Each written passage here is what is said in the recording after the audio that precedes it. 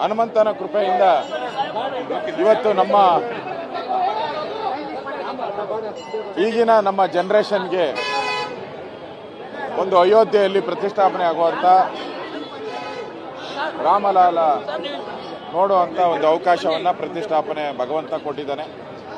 ಈ ಒಂದು ಹೋರಾಟದಲ್ಲಿ ಕಳೆದ 500-600 ವರ್ಷ ಯಾರು ಹೋರಾಟ ಮಾಡಿದ್ರು ಈ ರಾಮ ಜನ್ಮಭೂಮಿಗೋಸ್ಕರ ಅವರೆಲ್ಲರ ಪಾದಗಳಿಗೆ ನನ್ನ ನಮಸ್ಕಾರಗಳನ್ನು ತಿಳಿಸ್ತಾ ಇದ್ದೀನಿ. ಲಕ್ಷಾಂತರ ಜನ ಪ್ರಾಣವನ್ನು ಕೊಟ್ಟಿದ್ದಾರೆ. ಇಂಥ ಒಂದು ಸುವರ್ಣ ಅವಕಾಶ ಯಾವ ರೀತಿ ಸೋಮನಾಥವನ್ನು ಸರ್ದಾರ್ ವಲ್ಲಭಾಯ್ ಪಟೇಲ್ ಅವರು ನಿರ್ಮಾಣ ಮಾಡಿದ್ರು, ಅದೇ ರೀತಿ ಮೋದಿಯವರು ಇವತ್ತು ರಾಮ ಮಂದಿರವನ್ನು ನಿರ್ಮಾಣ ಮಾಡಿ ಇತಿಹಾಸದ ಪುಟಗಳಲ್ಲಿ ಸೂರ್ಯ ಚಂದ್ರ ಇರೋವರೆಗೂ ಕೂಡ ಈ ಒಂದು ಘಟನೆ ಉಳಿಯುತ್ತೆ.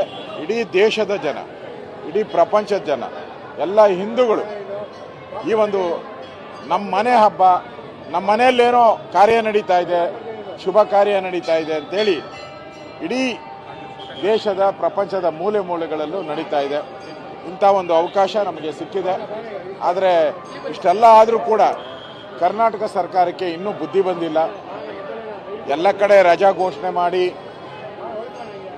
ದೇವರ ಕಾರ್ಯದಲ್ಲಿ ಪಾಲ್ಗೊಳ್ಳುವಂಥ ಅವಕಾಶವನ್ನು ಎಲ್ಲ ಸರ್ಕಾರಗಳು ಕೊಟ್ಟಿದೆ, ಕೇಂದ್ರ ಸರ್ಕಾರನೂ ಕೊಟ್ಟಿದೆ.